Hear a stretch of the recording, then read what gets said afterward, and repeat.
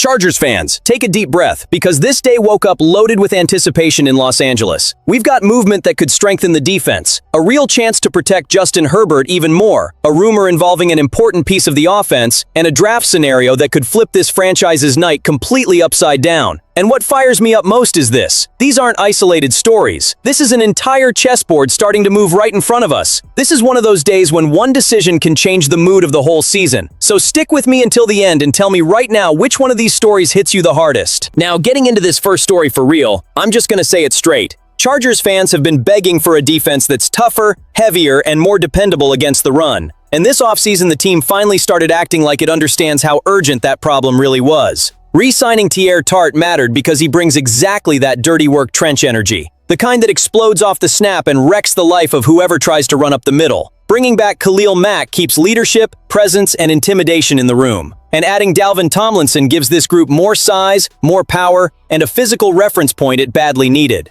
But to me, the most intriguing part of this story isn't even what Los Angeles has already done. It's what they still might do in the draft. Because when you look at this room, you can feel it. There's still space for one more young piece, one more moldable talent with a high ceiling, somebody who can step into the rotation and help the present without hurting the future. And that is exactly where Lee Hunter starts getting really interesting for the Chargers. What makes this scenario so juicy is the mix of production, context, and league perception. An anonymous AFC scout quoted by Jeremy Fowler talked about Hunter's quieter start to the season, when he was heavier and not nearly as impactful. But the evaluation shifts when you look at the back half of the year. He got better, showed up more, pressured more, and finished his Texas Tech season with solid numbers. 16 solo tackles, 2 sacks, and 25 total pressures, according to Pro Football Focus. And there's another detail here that really shakes up the draft logic. Plenty of people around the league may have locked in their evaluation too early. If that really pushes Lee Hunter into day 2, the Chargers could find huge value without forcing the pick in the top part of the draft. He checked in at 318 pounds at the 2026 Combine, very different from the phase when weight concerns were louder. The athletic testing didn't jump off the page, that's true, but not every reinforcement has to arrive looking like a lab-made superhero. Sometimes what a team needs is a strong defender, fluid enough against the run, ready to be developed inside a healthier rotation. And if that happens, this defensive line could stop being a promise and start becoming an identity. And if the first story changes the physical identity of this team, the second one hits the issue that keeps every Chargers fan up at night, keeping Justin Herbert upright. Because there's no point talking about offensive growth, a new creative system, or a real jump this season if the quarterback is still getting hammered the way he did last year. 54 sacks is brutal for any offense that wants to dream big in the AFC. So when the possibility of a trade for Aaron Brewer shows up, it doesn't feel like some minor roster detail. It feels like a real issue, the kind that can change the level of the entire unit. The context is already fascinating by itself. The Chargers attacked the interior offensive line after a really rough season in that area. Tyler Biadasz came in to take over at center on a 3-year, $30 million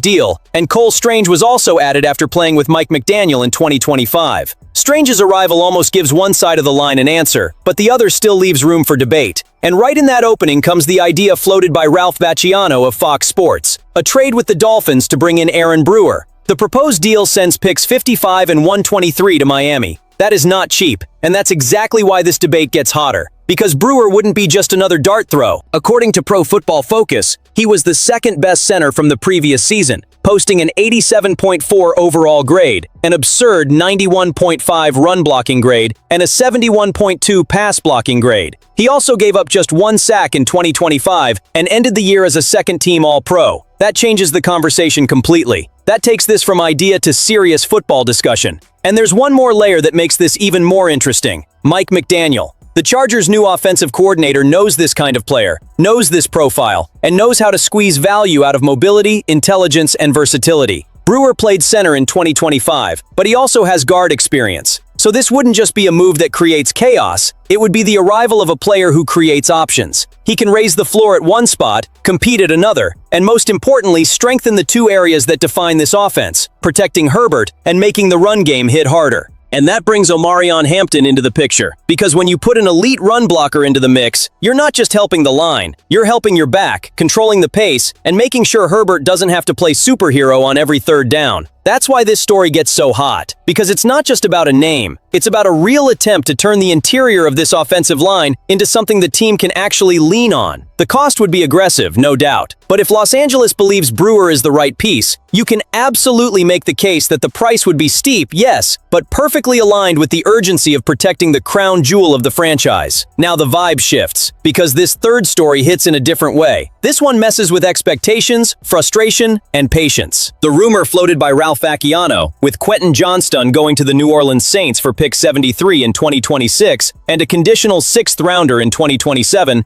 is not one of those stories that just slides by unnoticed. This is the kind of possibility that forces Chargers fans to look back and ask if there's still another level hiding in there, or if it's finally time to turn the page.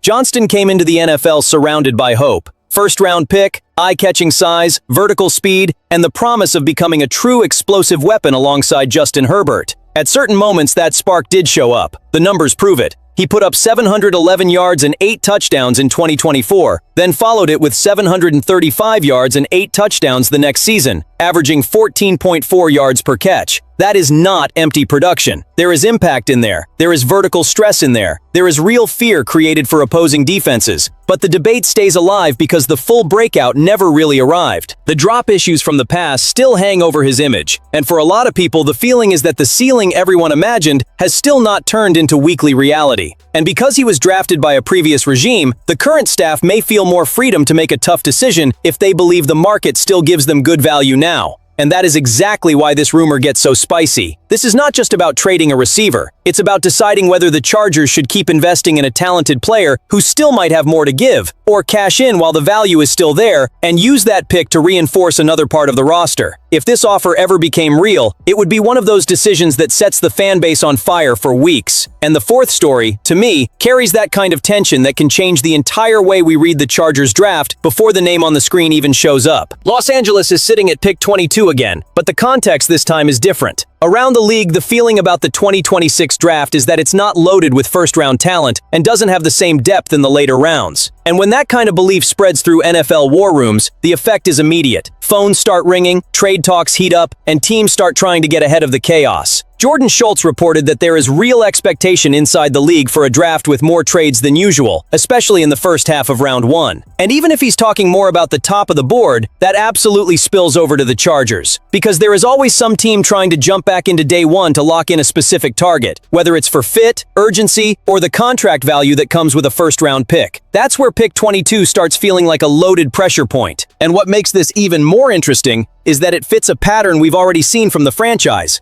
Daniel Popper pointed out that Joe Hortiz has shown interest in moving down in the draft in previous years. There were offers when the Chargers held the 5th pick, and last year the team also came close to moving down from 22 before that deal died at the last second. So this would not be some random change of heart. It would be more like the continuation of an idea that has already been living inside the building. With just 5 picks in this draft, the logic gets even stronger. If the Chargers can turn 22 into more day 2 capital, the whole picture changes. The team could keep attacking major needs without being stuck with one premium bullet and very few answers after that. And on a roster still looking for balance between protecting Herbert, adding trench depth, and surrounding the offense with more support, extra ammunition might be exactly the kind of quiet move that makes the franchise more complete. The flashiest move isn't always the smartest one. Sometimes the smartest move is stepping back a few spots so you can control the whole battlefield. At the end of the day, what these 4 stories show is that the Chargers are at that point in the offseason where every decision carries real weight. It could be a move to harden the defense, protection that changes the level of the offense, a tough call on a current piece of the roster, or a draft maneuver that expands the reach of the entire class. None of this feels small. All of it feels like identity building for a team that wants to stop being promising and start being feared. And that is exactly why this moment feels so electric. Now I want to hear from you. Which one of these moves can change the Chargers' season the most? And what would be your absolute top priority right now?